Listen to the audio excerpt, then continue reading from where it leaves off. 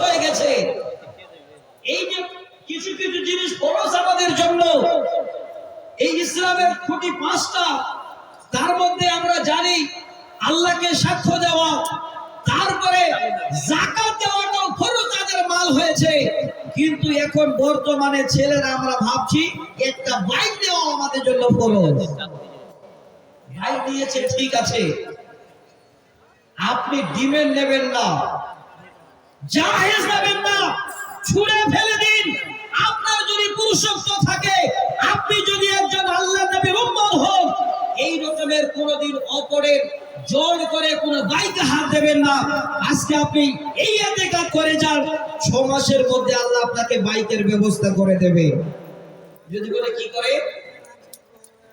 হযরতে জুলাইবির হাদিস আপনাদের জানা আছে, খুবই আলোচনা করেছি আমি হযরতে জুলাইবির হাদিস, যে এত গরিব, দেখতেও ভালো নয়, বিয়ে করলেন, বিয়ে করে বাড়ি ঢুকলেন, খাবার যখন নেই বাড়িতে, নফল ইবাদত করেন, আল্লাহকে রাজি করার জন্য তারা নামাজ পড়েন, আল্লাহ পাক এত বড় যখন রাজি হয়ে গেলেন, সেই সময় বলা হচ্ছে আনসারীদের মধ্যে আল্লাহ এত ধনমাল দিয়েছিলেন যে জুলাই বিবির স্ত্রীর মতো কেউ যেন দান সাদকা করতে পারত না। আজকে এই জায়গায় আমরা পৌঁছে গেছি। আর যুবক ভাই, আপনারা আমরা সবাই আজকে জায়েজ নিয়ে আর শ্বশুরকে এই রকমের মাথায় চাপ দিয়ে শ্বশুরের সঙ্গে সম্পর্ক নষ্ট করেছি। বাবার গাড়িতে গায়ে লাগে না, লজ্জাও লাগে না। আপনি যে বাইকটা চালাচ্ছেন, শ্বশুর ঘরে ঢুকছেন, আপনার আদব কায়দাও পর্যন্ত হারিয়ে ফেলেছেন, আপনার বাইক চালার কায়দাটাও যেন নেই। কবিতাটা নোট করবেন। যদি নিজের কামাই করা গাড়ি হয়, তাহলে ওই গাড়িটা খামটাতে আপনি তো উড়াবেন না। আর যদি শ্বশুরের দেওয়া গাড়ি হয়, আপনার কোন রকমের মায়া থাকবে না। আর যদি আবার বাবার কাছ থেকে নিতে পারেন। কবি বলছে, বাইকটা দিচ্ছে শ্বশুর মশাই, আব্বা দিচ্ছে তেল, তাই তো আমার গাড়ির সাথে জেট বিমান আমরা স্করপিও গাড়িতে আসছি, তো স্করপিও গাড়ি যে ছিল বাইকটা সারা করে পেরিয়ে যাচ্ছে, রাস্তা ছোট, নিজের পয়সা দিয়ে কিনা হতো তাহলে দরদ লাগতো, কিন্তু এটা দরদ আজকে নেই গো দিনী বন্ধু। জানে যেটা পকেটে একটা বাইক আছে।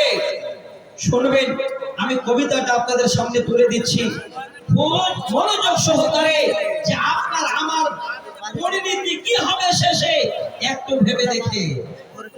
কবি যেন বললেন, বাইকটা দিচ্ছে শ্বশুর মশাই, আব্বা দিচ্ছে তেল, তাই তো আমার গতির সাথে জেট বিমান ফেল।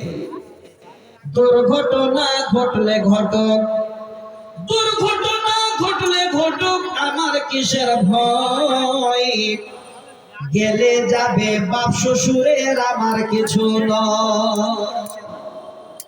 তেল তো বাবা, বাইক তো শ্বশুরের, আমার আবার কি, চালাচ্ছে উড়াচ্ছে।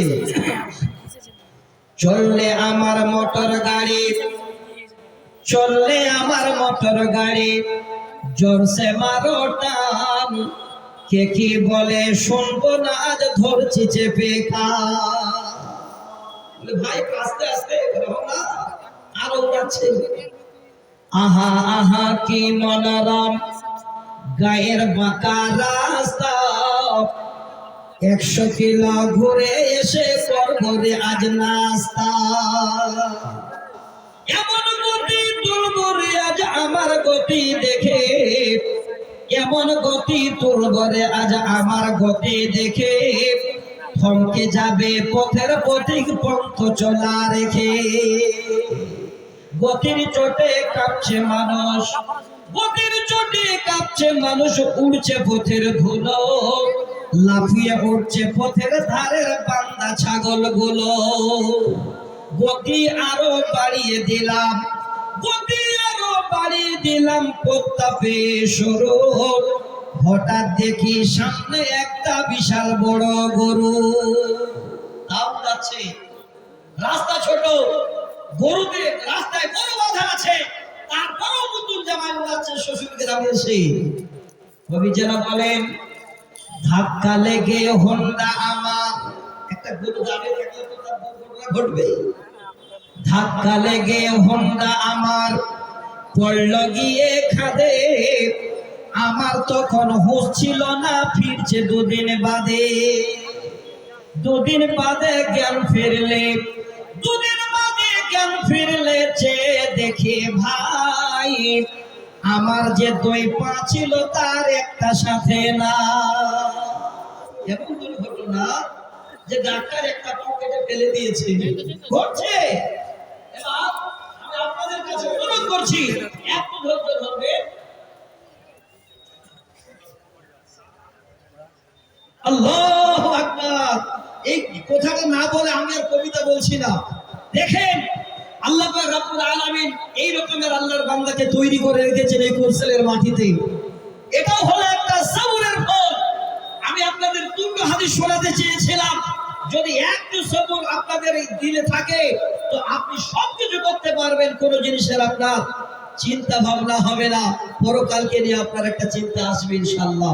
আজকে আমার একজন ভাই আব্দুল জব্বার সাহেব, এত বড় দাতা আমার হাতে, উনি 7 কাঠা জমি দান করেছেন। 7 কাঠা মানে অনেকটাই না? যাক আলহামদুলিল্লাহ, 7 কাঠা মানে অনেকটাই জমি। এত বড় দাতা, এখন নারা দেবেন না আপনারা? নারে তাকবীর! আব্দুল জব্বার সাহেব উনি 7 কাঠা জমি দান করেছেন। একবার আমি অনুরোধ করব, আচ্ছা মা বাপ, হ্যাঁ শাশুড় নামে, মানে মা বাবা শ্বশুর শাশুড়ির জন্য আরো দিয়েছেন কত? আচ্ছা আচ্ছা, আফতাব আলম উনি দিয়েছেন 10,000 টাকা। দেখেন, সকলের জন্য দান করতে হবে। উনি জানেন যে আমার শ্বশুরেরও আমার হক আছে, মা বাবারও হক আছে, শাশুড়িরও হক আছে। আমি এই কবিতাগুলো খুবই আগে বলতাম, এখন হয়তো টাইম পাওয়া যায় না, জালসা এসে 1-1.5 ঘন্টা টাইম আছে নাকি এখানে? কোনটা ঠিকাদার? ওই ভাই আপনার ভাই, দেখি দেখি একটু চেহারাটা।